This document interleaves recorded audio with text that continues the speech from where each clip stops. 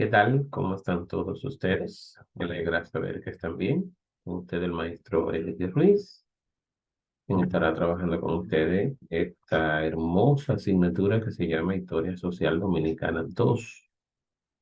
Ya ustedes trabajaron la Dominicana 1 y ahora hay algunos elementos de la unidad número 2 que es importante trabajar.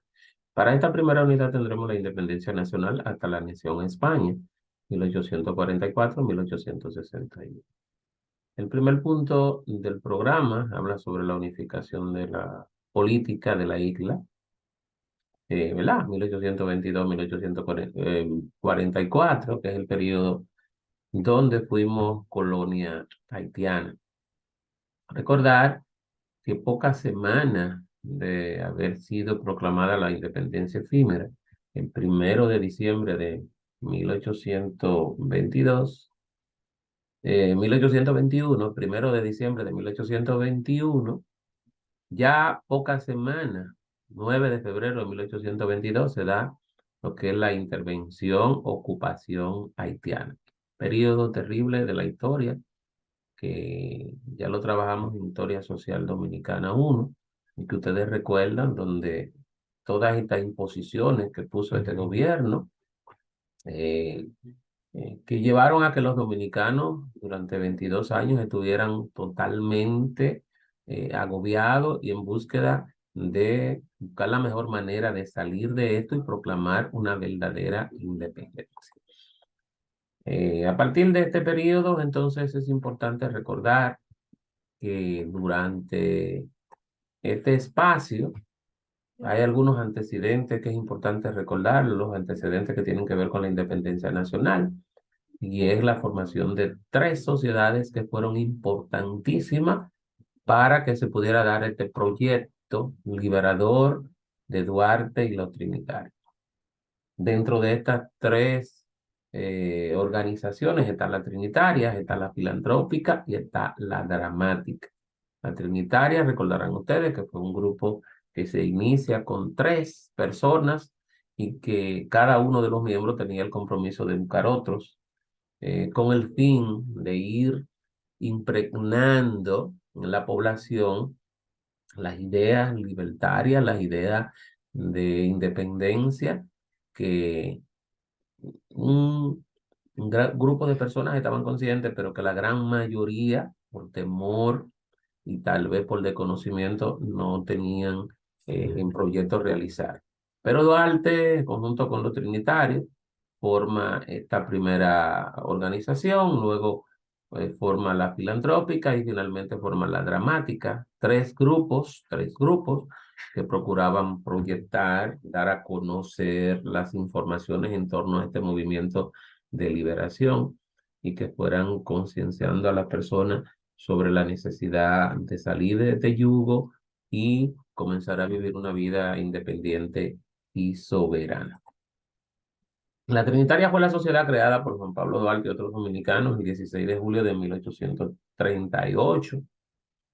A las 11 de la mañana en la calle del Alquillo, actual calle Arzobispo Noel, enfrente de la iglesia Nuestra Señora de la Concepción, iglesia católica, ahí que también se le conoce como Nuestra Señora del Carmen, en la casa de Josefa Pérez, que se conoce como Chepita, y cuya era la madre de dos trinitarios, Juan Isidro Pérez y otro más. Se eligió ese día porque había una concurrida procesión y Juan Pablo Duarte consideró que ese sería más conveniente para guardar el secreto que hacer la reunión en un lugar apartado en horas de la madrugada. En esta memorable reunión, Juan Pablo Duarte y los 8 amigos dejaron establecida la sociedad secreta La Trinitaria. Luego, pues, se crea lo que es la sociedad La Dramática. Consistió en que casi todos los trinitarios hicieron el papel de actores, donde significaban luchas de pueblo por liberarse de un gobierno opresor. Pero quedaron en claro que este nuevo estado se llamaría República Dominicana. Este tendría su pabellón tricolor en cuarto encarnado y azules, atravesado por una cruz blanca. La situación se complicó bastante para los patriotas que organizaron la lucha por la independencia y algunos tuvieron que huir y hasta esconderse. Duarte y los trinitarios se valieron entonces del teatro para difundir ideas patrióticas y exaltación de la libertad. Esto es importante conocerlo, que durante todo este proyecto de liberación hubo la necesidad de crear una serie de estrategias para dar a conocer este proyecto. Dentro de este periodo existían dos grupos que eran diametralmente opuestos, que luchaban por el control y que impedía la unificación de criterios: independentistas y conservadores. Los independentistas o liberales, que era donde estaba Duarte y su equipo, y los conservadores, que es donde estaban los hacendados, que protegiendo sus intereses, pues no querían irse muy lejos. Como en otras partes de América Latina, el fenómeno de conservadores contra liberales se producía en el mismo nacimiento de la República, con gran influencia de la Iglesia Católica y el tradicionalismo por una parte, y la prevalencia de las ideas de cambio y transformación que se propagaban en nuestro continente. A partir del 27 de febrero de 1844, las diferencias entre los dos grupos se ahondaron de tal modo que los propiciadores libertarios de la gesta independentista terminaron, la gran mayoría, exiliados, fusilados o encarcelados. Cosa terrible como es. Pero no obstante a esto, siguieron adelante en su proyecto y la noche del martes 27 de febrero, a eso de las 11 de la noche, un grupo de hombres y mujeres congregados en la Puerta de la Misericordia, José Joaquín Puello, Francisco de Rosario Sánchez, Matías Ramón Mella, ya habían hecho el trabajo estratégico para neutralizar algunas reacciones adversas, al menos por el momento, y colocar el apoyo militar en lugares clave como el puerto y la Puerta del Conde. Los trinitarios proclamaron la independencia de la República con un trabucazo dado por Ramón Matías Mella en la Puerta de la Misericordia de la ciudad de Santo Domingo. Inmediatamente después pasaron a la Puerta del Conde, donde Francisco de Rosario Sánchez hizo la bandera nacional y donde se leyó y juró el acta constitutiva del Estado Dominicano. Al día siguiente, el 28 de febrero, las autoridades haitianas capitularon, es decir, tuvieron que reconocer que este movimiento tenía fuerza y que no le quedaba otra que permitirle que lograran su proyecto. Aunque Juan Pablo Duarte, el padre de la patria, se hallaba ausente la noche del martes 27 de febrero de 1844, en la Puerta del Conde de la ciudad de Santo Domingo, la República Dominicana era proclamada por Francisco de Rosario Sánchez, el precursor del movimiento armado y jefe del movimiento tras la ausencia de Duarte. Tomás Bobadilla, representante de los conservadores, Matías Ramón Mella, Manuel Jiménez, Vicente Celestino Duarte, José Joaquín Puello, Gavino Puello, Eusebio Puello, Eduardo Abreu, Juan Alejandro Acosta, Remigio del Castillo, Jacinto de la Concha, Tomás de la Concha, Cayetano Rodríguez, Feliz María del Monte y otros patriotas quienes expresarían a las autoridades haitianas su indestructible resolución de ser libre e independiente, a costa de nuestras vidas y nuestros intereses, sin que ninguna amenaza sea capaz de retractar nuestra voluntad. Ahí se hace la proclama y este grupo de patriotas, pues, con todo el valor y con todo el heroísmo, decidieron salir ya de una vez y por todas de este yugo invasor y continuar nuestra vida republicana, ¿verdad? Tratando de ser un país libre e independiente como lo eran otros. Vamos ahora a hablar del traspaso del poder.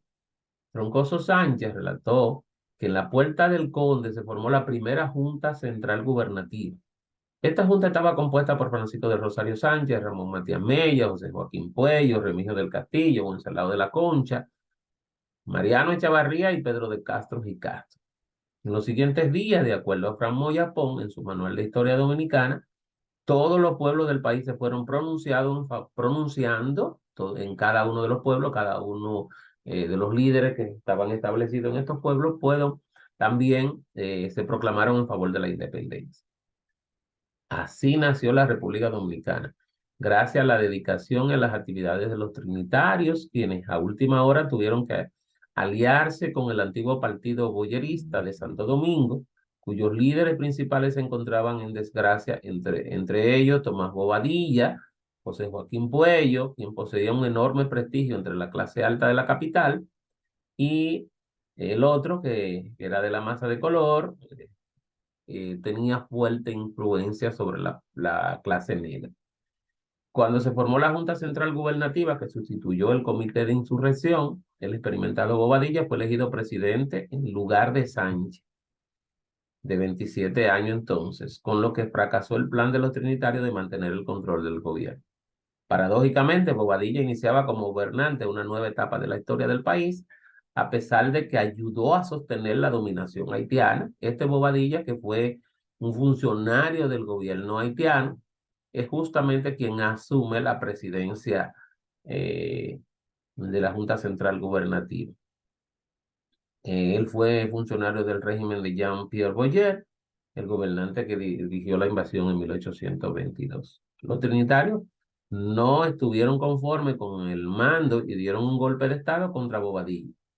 Acción enfrentada por Pedro Santana, quien era un atero del este y quien se convirtió en presidente e integró a Bobadilla a su junta de gobierno. Santana declaró traidores a la patria y desterró a Juan Pablo Duarte, Francisco de Rosario Sánchez, Matías Ramón Mella y a los comandantes Pedro Pina, Gregorio del Valle y Juan Jiménez. Al capitán Juan Isidro Pérez, según la resolución de la Junta Central Gubernativa del 22 de agosto de 1844. La víctima más conocida de esa política de su gobierno fue la heroína María Trinidad Sánchez, ejecutada, fusilada el 27 de febrero de 1845, luego de que se le hiciera un juicio junto a otras personas por conspiración contra el régimen santanista.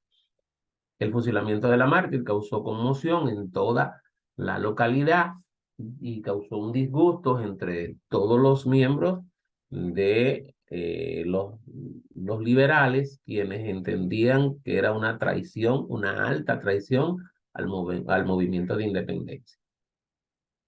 Hay que decir que antes de la proclama de la independencia, el 16 de enero de 1844 se proclamó lo que podría denominarse como la preconstitución del pueblo dominicano.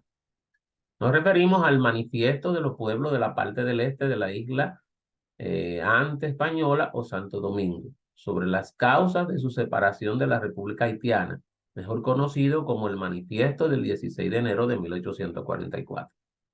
Este documento no solo contiene un memorial de agravios de los padecimientos sufridos durante los 22 años que duró la invasión haitiana, sino que consta de una parte dogmática relativa a derechos y una parte orgánica que se refiere a la composición del gobierno provisional, que en ese entonces se llamaba Junta Central Gubernativa. Este debía dotar al Estado de una constitución. En este sentido, este órgano dispuso la elección de los miembros de la Asamblea Constituyente, encargada de elaborar la Constitución. El manifiesto fue firmado por patriotas y en él se siente la expresión del alma de la dominicanidad de cara al porvenir.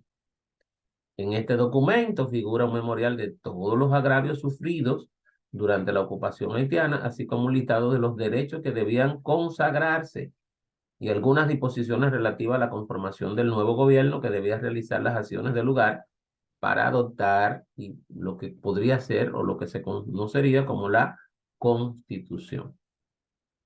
También hay que resaltar el Grito de los Llanos, fue otro movimiento que se dio en San José de los Llanos en el atardecer del 27 de febrero de 1844. Este movimiento, mejor conocido como Los Llanos, se dio en un lugar, en un municipio de lo que hoy es la provincia de San Pedro de Macorís. El municipio de San José de los Llanos tiene una extensión territorial de 8.000 y tantos tareas, dividido en 5 sesiones y 54 batallas. Justo un día antes que se proclamara la independencia, el 27 de febrero, ya el 26 este movimiento había proclamado la independencia allá en San Pedro y se dispusieron unirse al movimiento que se estaba preparando en Santo Domingo para así darle fuerza a este poderoso movimiento de independencia. Fue así que la fecha es recordada en San Pedro como uno de los movimientos y algunos hasta dicen que el primer movimiento de independencia, en vez de ser el 27 de febrero, es el movimiento de los llanos o el grito de los llanos, como se conoce también. Entonces, este 26 de febrero de 1844, el general Bernabé Sandoval, jefe de la plaza de San José de los Llanos, ordenó a Juan Ramírez que disparara el cañón con el cual se daba inicio a la proclama de la independencia. Este cañón todavía existe ahí en el parque de San Pedro de Macorís. Entonces, bueno, es bueno conectar estos dos movimientos. Ellos se adelantan al proceso y de esta manera inician lo que se conoce como el grito de los llanos. Y este grito de los llanos fortaleció el movimiento que se dio en Santo Domingo el 27 de febrero. Vamos ahora a hablar de algunas de las campañas militares que se dieron en toda esta fecha. O sea, aunque se proclamó la independencia el 27, eso no quiere decir que éramos libres definitivamente. Haití no estaba conforme y siguió interviniendo y hubo una necesidad de seguir luchando y declarar una serie de batallas. Estas batallas se conocen como batallas independentistas. Dentro de ella podemos señalar la batalla del 19 de marzo de 1844 que se celebró en Asua, la del 30 de marzo que se celebró en Santiago, la batalla del Memiso que se celebró el 13 de marzo del 44 también en Asua, igual que la del 13 de abril, que la reconoce como la batalla de Tortuguero, que también se celebró en Asua. Esas fueron las primeras batallas de las primeras campañas. De la segunda campaña están la batalla de la Estrelleta, que fue el 17 de septiembre del 45, que se dio en Elías Piña. La batalla de Beler, que se dio el 28 de octubre de 1845 en Dajabón. Entonces pasamos a la tercera campaña. Fueron 4 campañas que se celebraron de batalla. La tercera campaña fue la batalla del Número, el 17 de abril de 1849, que también se dio en Asua. Y las carreras, 23 de abril del 49, que también fue en Asua. Si se fijan, en las 3 primeras campañas, Asua tiene un papel destacado en esta lucha por la independencia nacional. La cuarta y última campaña se inicia con la batalla de San Tomé, el 22 de diciembre del 1855 en San Juan. En esa misma fecha, en Neiva se estaba llevando a cabo la batalla de Cambronal, y en Sabana Larga, el 24 de enero de 1856, esta batalla se celebró en Dajabón. Entonces, fíjense, 4 campañas, una serie de batallas que aunque se proclama la independencia el 27 de febrero del 44, todavía en el 56 estábamos celebrando una serie de batallas para poder definitivamente hacer que los haitianos entiendan que ya éramos una república libre, independiente y soberana, como la había proclamado Duarte, que establecía que era República Dominicana, libre, independiente y soberana, que tendría una bandera, que tendría un escudo, y que en ese escudo en el centro tendría abierta la Biblia, eh, en San Juan 8:32, que proclama y dice: conoceréis la verdad y la verdad os hará libre. Importantísimo esto, conocerlo, que nuestra república nace de forma democrática, pero también con anhelo y proclama cristiana, ¿verdad? Poniendo a Dios por encima, Dios, patria y libertad, y teniendo la Sagrada Biblia en su centro. O sea, somos una república cristiana, somos una república creyente en Dios. Vamos a hablar ahora de los gobiernos de Santana y Báez entre 1844 y 1861, aunque hubo varios periodos, unos 13, 14, 18 gobiernos, pero en términos constitucional, los que se disputaron ese periodo fueron Pedro Santana y Buenaventura Báez, quienes estuvieron, quítate tú para ponerme yo. Inicia Pedro Santana, luego viene Buenaventura Báez, cae Báez, vuelve Santana y así hasta que en 1861, ¿verdad? Ya Santana, que es el último que está en esta parte de la Primera República, es el que toma la decisión de anexar la República a España. Hablaremos entonces de lo que es la Primera República. ¿Por qué se le llama Primera República? Es la primera vez que nos comenzamos a llamar República Dominicana. Primera vez que comenzamos a vivir un periodo republicano. Desde aquel encuentro y choque cultural que se dio en 1492, a partir de ahí fuimos colonia. Colonia española, colonia inglesa, colonia haitiana. Nunca habíamos sido llamados república. Entonces, a partir de la independencia y con la firma de la Constitución de San Cristóbal, se conoce entonces ese periodo como el periodo republicano. La Primera República se inicia en 1844 y termina con el nefasto acontecimiento de la anexión a España en 1861. Ahí perdimos la República, la volvimos a recuperar en 1865 y la perdemos de nuevo con el acontecimiento de la primera intervención militar norteamericana. Entonces, los norteamericanos se van el 22, proclamamos presidente, elegimos presidente, pero en el 24, cuando ya se instala el gobierno de Horacio Vázquez, se inicia la Tercera República, que va desde 1924 hasta 1965, fecha en la que se da la segunda intervención norteamericana, fruto de la Guerra de Abril.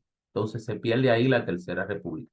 Se inicia ahí la Cuarta República en el gobierno de Balaguer de los 12 años, 1966, y es afectada en 1994 por la crisis que se dio con las elecciones, interviene la OEA, interviene Estados Unidos y se pierde ahí la Cuarta República.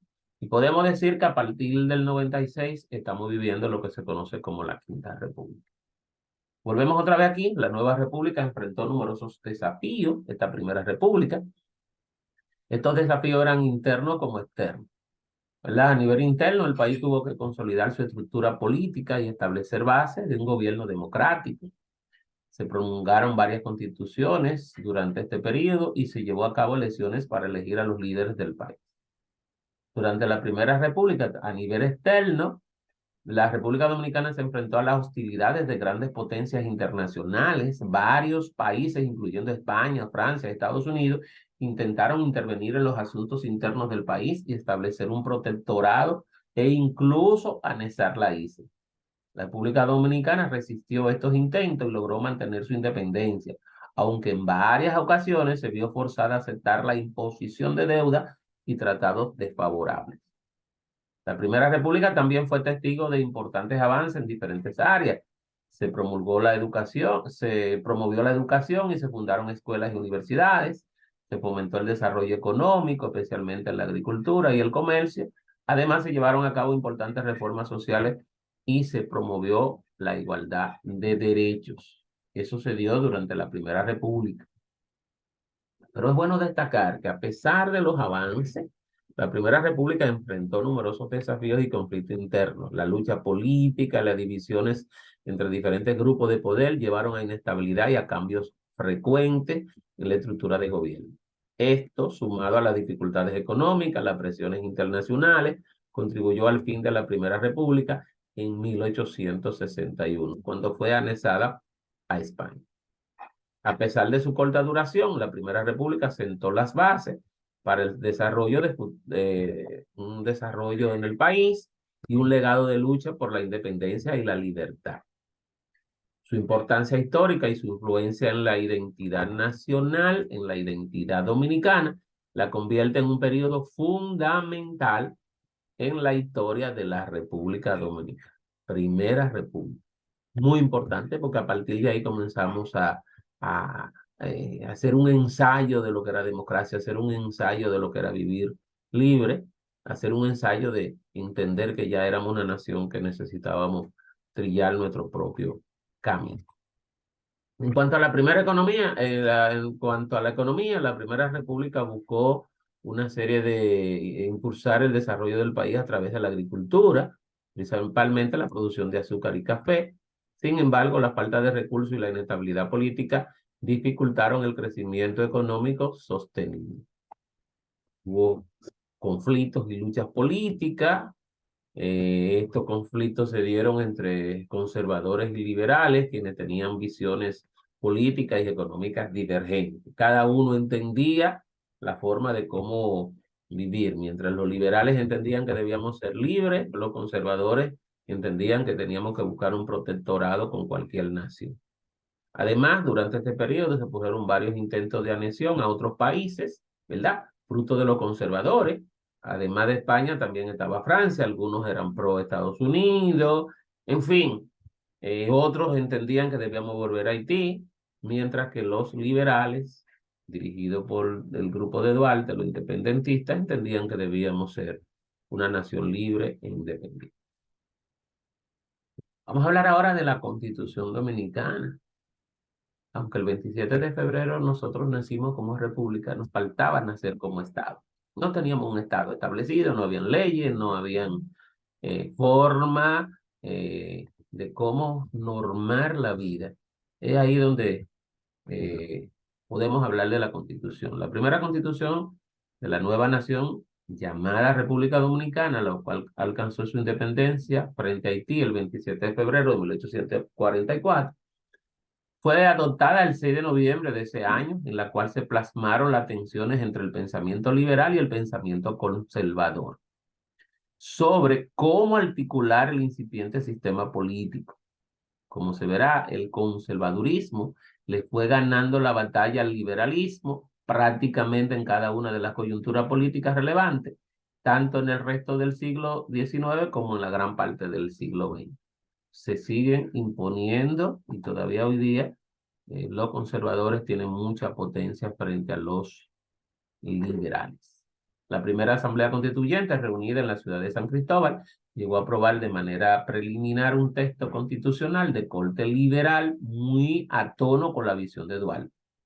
Entre los aspectos más sobresalientes de dicho texto se encontraba un gobierno representativo, civil y electo por el pueblo, un régimen presidencial con un poder legislativo bicameral y una división tripartita del poder, o sea, legislativo, ejecutivo y judicial. Un periodo presidencial de 4 años sin reelección consecutiva, la subordinación del poder militar a la autoridad civil y el reconocimiento de los derechos y libertades básicas con las garantías del periodo de proceso. Estos eran los elementos básicos que tenía esta primera constitución. El diseño básico de la constitución, que finalmente se adoptó, permaneció inalterado. En términos prácticos, el general Santana obtuvo algunas conveniencias que consistieron en introducir en una sección disposiciones transitorias varios artículos que le otorgaban todo el poder en el que requería. Uno de ellos, el famoso artículo 210, le concedía un poder ilimitado y sin responsabilidad alguna a Santana en el ejercicio del poder. Esto fue uno de los elementos que puso en peligro esta naciente constitución liberal y que fue afectada por la apetencia de este gran líder, Pedro Santana. Hablaremos ahora de los conflictos norte-sur, la revolución de 1857, la constitución de Moca, ¿verdad? Los historiadores dominicanos están a tono en que la crisis económica del segundo gobierno del presidente Buenaventura Báez, que estaba en el 56, ¿verdad? Esta crisis que se dio acarreó lo que se conoce como el estallido revolucionario del 7 de julio de 1857 en Santiago de los Caballeros, más que una simple revolución creada por apetencia de determinados líderes. Se trató de todo un movimiento regional de protesta por lo que consideraban un atropello cometido por el Poder Ejecutivo al despojar a los comerciantes y productores de tabaco de la región cibaeña de las monedas. Eso se conoce como el engaño que hizo el presidente Buenaventura Báez cuando le compró el tabaco a los cibaeños con una moneda que no tenía ningún tipo de valor, y esto provocó las quiebras de ellos. En este movimiento, pues se alzaron, se inició en Santiago y en Moca, entonces se conoce por haber iniciado un movimiento también para crear una nueva constitución. El 26 de octubre de 1857, pues se eligieron diputados, lo que el Congreso Constituyente debía reunirse el 1 de diciembre del 57. Pero no lo hizo en esa fecha, sino que el 7 de diciembre de ese año se quedó constituido la Asamblea Constituyente y como presidente quedó establecido en Santiago de los Caballeros, Benigno Filomeno de Roa, autor del proyecto que fue cogido para conocerse. La Constitución de Moca se redactó vinculada al proceso revolucionario del 7 de julio del 57, pero tuvo la mala suerte de que Pedro Santana no estaba de acuerdo con esto y decretó el 27 de septiembre que esta constitución tenía que ser disuelta y volver a restablecer la constitución de 1854.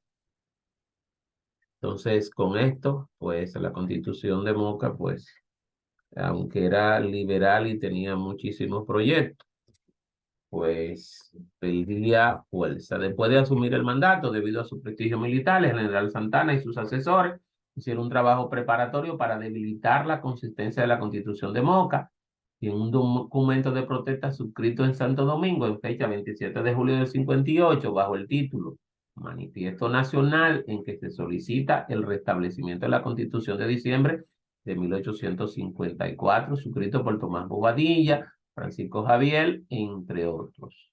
Esto pues decían que esta constitución era ilegal y que había que volver a la constitución del 54. La constitución de Moca no llegó a tener mucha armonía porque la nueva constitución pues fue quitada, fue eliminada y proclamada una nueva constitución. Vamos a hablar ahora del periodo de anexión y restauración, 1861-1863, ¿verdad? La anexión a España fue proclamada el 18 de marzo del 61. Hablamos de que los gobiernos, los líderes, no estaban muy seguros de que nosotros podíamos mantenernos eh, eh, por los constantes ataques que Haití venía haciendo, no debíamos y no podíamos, no teníamos fuerza ni económica, ni política, ni un arma para poder mantenernos, eso decían los conservadores, para poder mantener nuestra libertad y por eso estaban buscando un protectorado. Pedro Santana, a pesar de que fue una de las almas más poderosas en la independencia nacional, pues simplemente claudicó y proclama el 18 de marzo de 61 la anexión a España. Con la consumación de este hecho, la República Dominicana pierde su soberanía, convirtiéndose nuevamente en una colonia de España. Su ideólogo y sustentador fue el general Pedro Santana, siempre con el propósito de recibir beneficios personales o grupales a cambio del perjuicio nacional. Vamos a ver este esquema donde podemos ver dos elementos importantes: la anexión y la restauración. La anexión de marzo se dio el 18 de marzo de 61.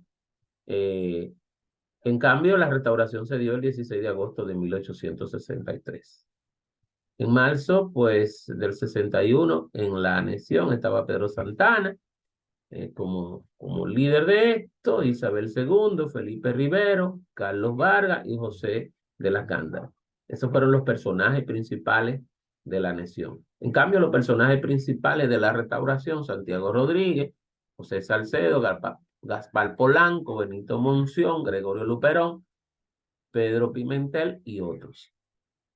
La lucha del poder entre Santana, las autoridades y la Gándara, y se da también la lucha en la restauración de líderes como Salcedo, Polanco y Pimentel. Estos son elementos importantes que se dan en este esquema. destacando un Pedro Santana victorioso en la independencia, pero sumiso, subyugante, un personaje que entregó la República, la entregó de nuevo a cambio de nada, y se yergue imponente Santiago Rodríguez, Gaspar Polanco y sobre todo Gregorio Luperón, líder de esta restauración, que vuelve otra vez a restaurar lo que se había perdido, a lograr que volviéramos a ser república independiente. A partir del 63 se inicia esa lucha que termina en el 65 y que da el traste con ya la proclama de la independencia o la restauración de la república en 1865. Se inicia en este momento la Segunda República. Interesante periodo que hemos tratado. Espero que le haya gustado. Hasta aquí termina la Primera República y nos vemos en otro video importante como este. Así que un placer. Nos vemos en la próxima.